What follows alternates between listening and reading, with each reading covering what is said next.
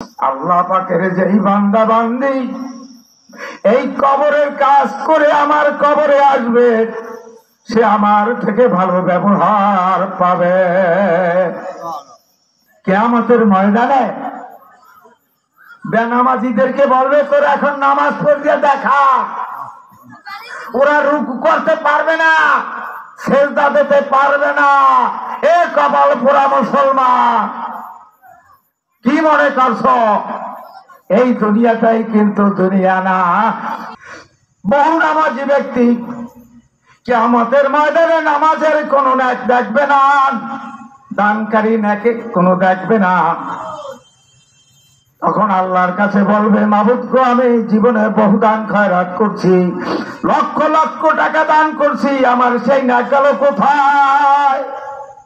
আল্লাহ বলেন, হে আমার বান্দা বান্দিরা, তোরা যতই আমি রব্বুল আলামিনের দেয়া হিসাব নিকাশ করতে থাকো, একদিন তোদের হায়াত শেষ হয়ে যাবে।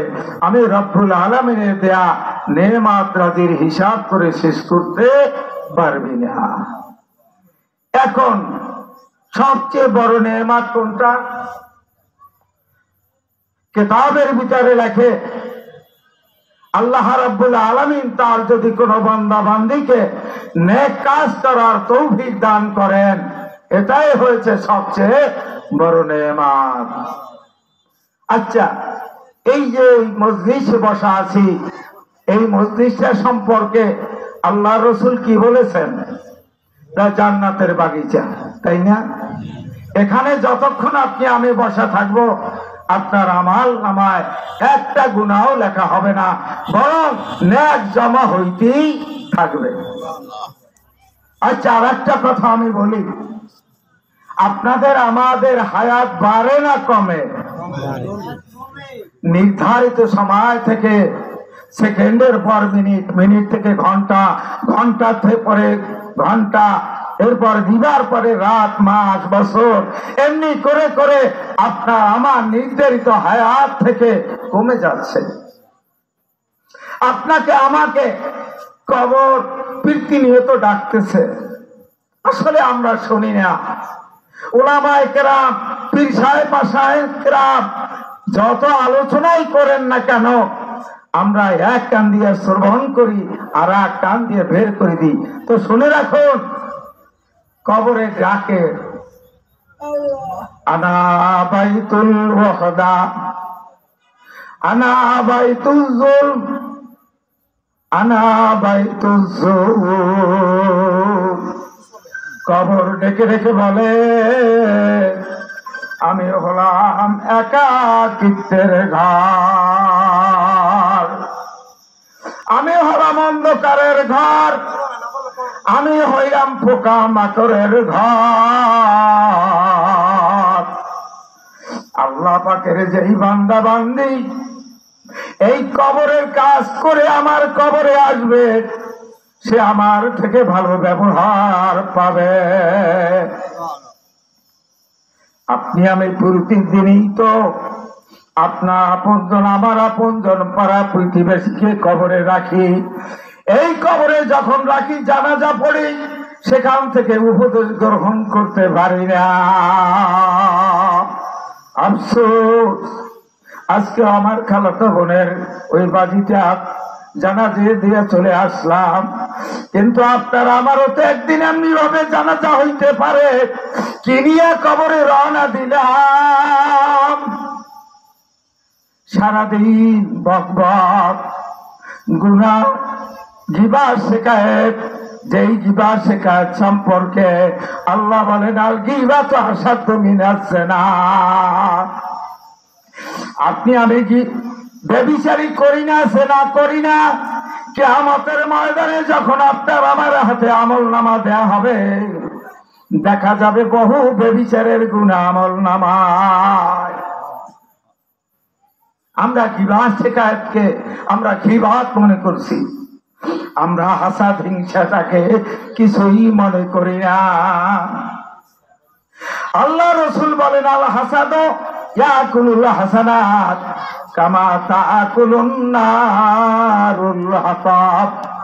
হাসাদ হিংসায় মানুষের নেকিগুলাকে এমনি ভাবে জ্বালিয়ে পুড়ে ভস্ম করে দেয়, যেমন স্তূপকৃত লাকড়িকে আগুনে সামান্য সময় জ্বালিয়ে পুড়ে ভস্ম করে দেয়। কি আমাদের ভিতরে হাসাদ হিংসা নাই? আফসোস লাগে, আফসোস লাগে। কবরের কামাই তো করতে আসলে কিছুই মনে হয় পারি না।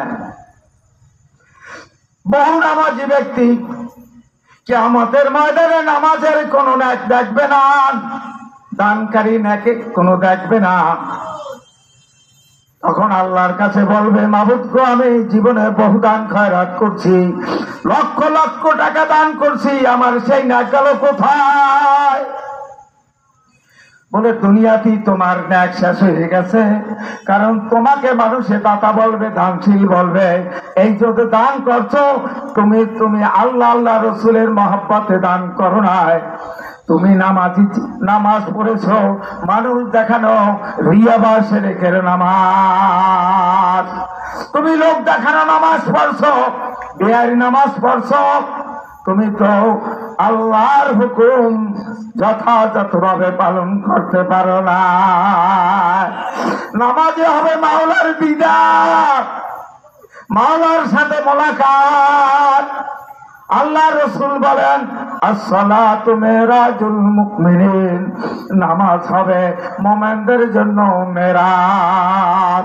আল্লাহর হাবিবের মেরাজ হয়েছে আরশে আজিমে, আর আপনার আমার মেরাজ হবে দৈনিক কমপক্ষে 5 বার। বলি সুবহানাল্লাহ। আল্লাহর সাথে কথোপকথনে উত্তম সময় কোনটা? সালাত, নামাজের ভিতর। কি নিয়ে কবরে রওনা দিলাম? কই আপনার বন্ধু আপনার সাথী হবে না, আমার ভাই, আমার মা, বাবা, আমার সন্তান সন্ততি, আত্মীয় স্বজন, কেউ আপনার আমার সাথী হবে না। এই ঘরটা হলো একাকিত্বের ঘর। ডানে মাটি, বামে মাটি, নিচে মাটি, উপরে মাটির চাপা। কোথাও ভাগ্যে যাওয়া যাবে না। চিন্তা করছি, কবরের মাটি বলে আনা বাইতুল জল, আমি হইলাম অন্ধকারের ঘর। ওখানে কোনো আলোবাতি থাকবে? কোনো আলোবাতি থাকবে না।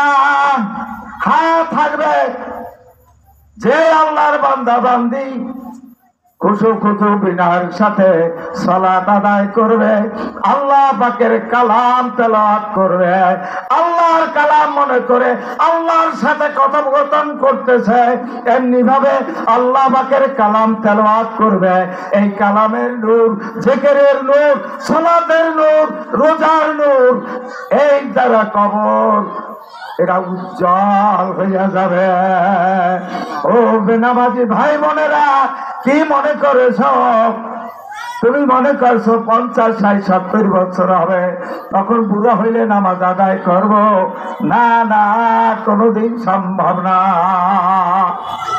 কিয়ামতের ময়দানে বেনামাজিদেরকে বলবে, তোরা এখন নামাজ পড়তে দেখা। ওরা রুকু করতে পারবে না, সেজদা দিতে পারবে না। এ কপাল পোড়া মুসলমান, কি মনে করছো? এই দুনিয়াটাই কিন্তু দুনিয়া না।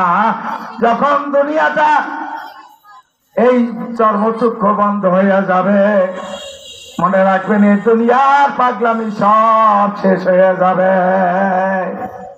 এই দুনিয়াটার আনন্দ ফুর্তি এই চক্ষু বন্ধ হওয়ার সাথে সাথে শেষ।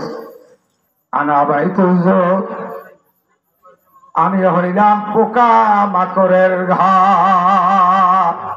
কি ওইলে পোকা মাকড়ে কামড়াবে? কি দুনিয়া, কিসের দুনিয়া?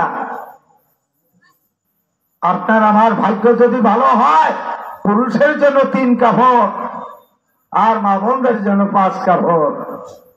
তাও তো আপনার আমার কামাই থেকে নয়, তাও তো যারা থাকবে তাদের সম্পদ থেকে। আপনি যত সম্পত্তির মালিক হন না কেন, পরের জমিতে দাফন হইতে হবে। কথা ঠিক কিনা? এত বাহাদুরি কেন? শোনেন, একটা কথা স্মরণ করে দেয়, আমি কথা দীর্ঘায়িত করব না। আমরা হাসাদ হিংসা ছেড়ে দেই, আল্লাহর রাসূলের আদর্শ অনুসরণ করি। আফসোস লাগে আমার, এক শ্রেণীর মানুষ কিবা আলেম, কিবা জাকিরিন, কিবা পীরের মুরিদ, এক পীরের মুরিদ আর এক পীরের মুরিদকে আর চোখে তাকে তওবা করে, তওবা করে। সে তো নামাজি, সে তো জাকিরিন, সে তো আমার ভাই। এক মোমেন্ট আর এক মোমেন্টের আয়না স্বরূপ।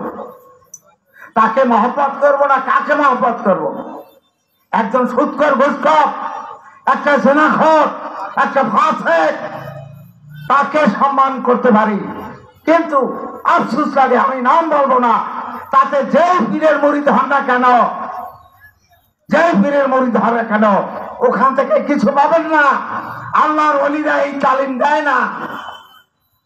আপনার আমার থাকবে কি? আল্লাহ রাসূল বলেছেন, আল হুব্বু ফিল্লাহ ওয়াল বুগযু ফিল্লাহ। আপনি মহব্বত করবেন তাও আল্লাহর উদ্দেশ্যে, আপনি দুশমনি রাখবেন তাও আল্লাহর উদ্দেশ্যে। অর্থাৎ ইন্না সালাতি ওয়া নুসুকি ওয়া মাহইয়ায়া ওয়া মামাতি লিল্লাহি রাব্বিল আলামিন। আল্লাহ বলেন, তুমি বলো নিশ্চয় আমার নামাজ, আমার রোজা, আমার কোরবানি, আমার হায়াত, আমার মত, আমার জানি ইবাদত, আমার মানি ইবাদত, সব আমার সংসার পরিচালনা, আমার পীর মুরিদি, আমার জিকির আজকার, মুরাকাবা, মুশাহাদা, লেখাপড়া করা, চাকরি করা, তালিম দেওয়া, সব কিছু হবে আল্লাহ আল্লাহর রাসূলের সন্তুষ্টির জন্য। খবরদার, সাবধান। আমরা এখনো নিজেকে, আত্মাকে পবিত্র করি, পরিশুদ্ধ করি। আল্লাহ আপনাকে, আমাকে, সকলকে নেক আমল করে আল্লাহ পাকের প্রিয় বান্দা বান্দি হয়ে কবরে যাওয়ার আল্লাহ তৌফিক দান করে, বলি আমিন। আখিরু দাওয়ানা আলহামদুলিল্লাহি রাব্বিল আলামিন। আসসালামু আলাইকুম ওয়া রাহমাতুল্লাহ।